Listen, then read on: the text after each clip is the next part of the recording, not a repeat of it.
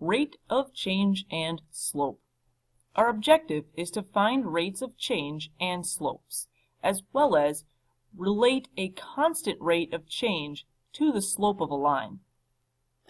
Why learn this? Rates of change can be used to find how quickly costs have increased. To do this, let's start with what is a rate of change? A rate of change is a ratio that compares the amount of change in a dependent variable to the amount of change in an independent variable. Thus, rate of change equals change in the dependent variable divided by the change in the independent variable. So let's look at a consumer application.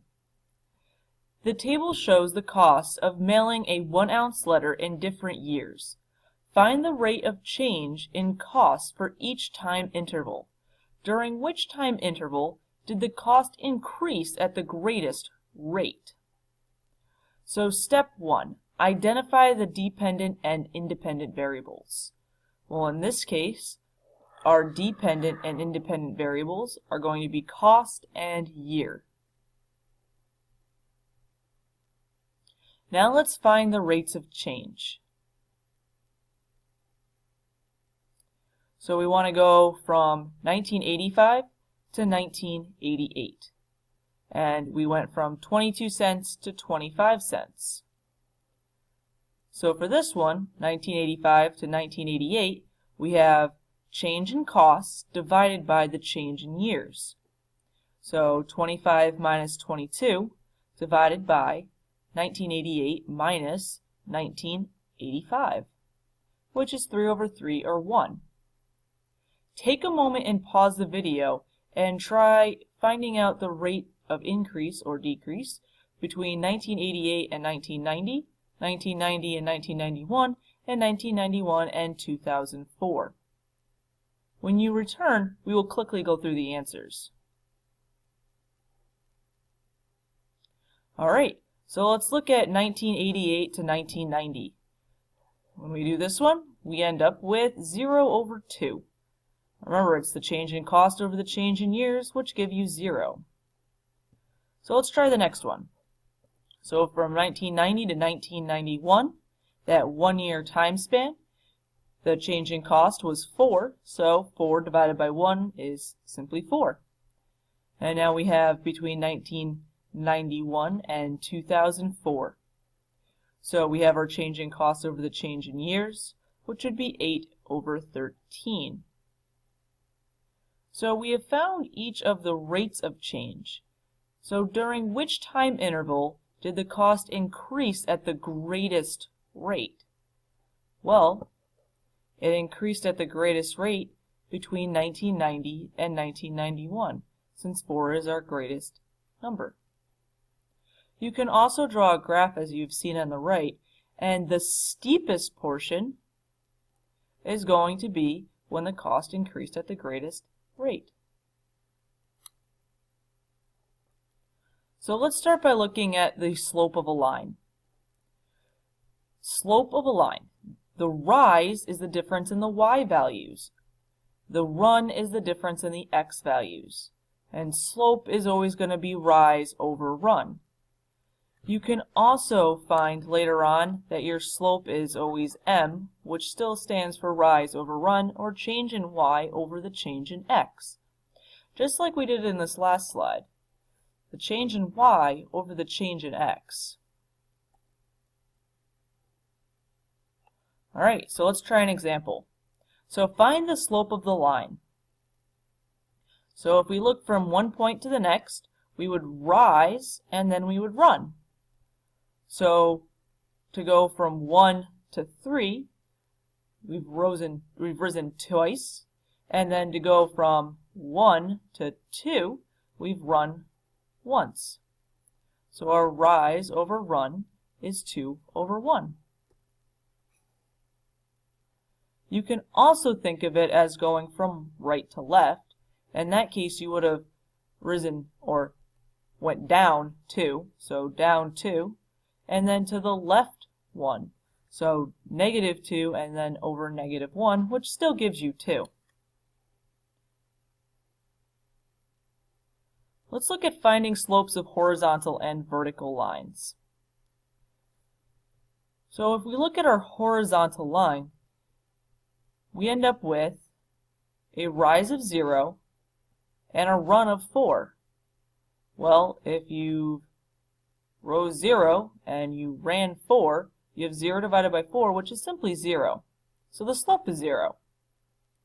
Alright, so now let's look at this one.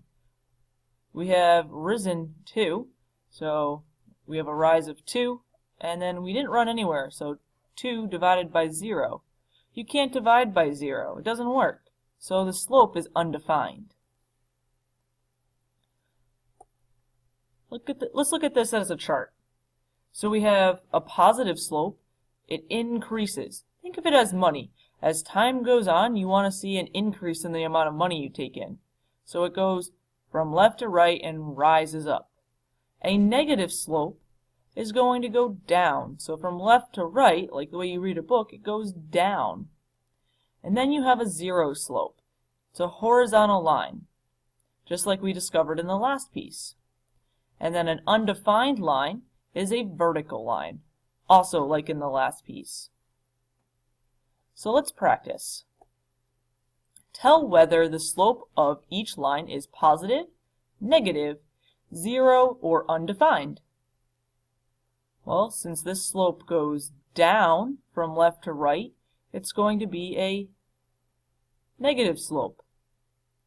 And in B, it's a horizontal line, so therefore it's going to be 0.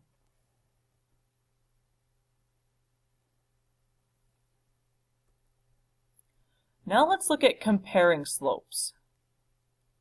So the line with slope 4 is steeper than the line with slope 1/2. Because 4 is like a rise and run of 4 over 1. So you'd go up 4 and run 1. Whereas 1 over 2, you're going up 1 and then over 2. So your slope for the blue line, or the slope of 4, is going to be steeper than the slope of 1/2. Well, now let's look at the slope of -2 and the slope of -1. So both slopes are negative, so they're going from left to right in the downward position. So we have a slope of -2 and a slope of -1.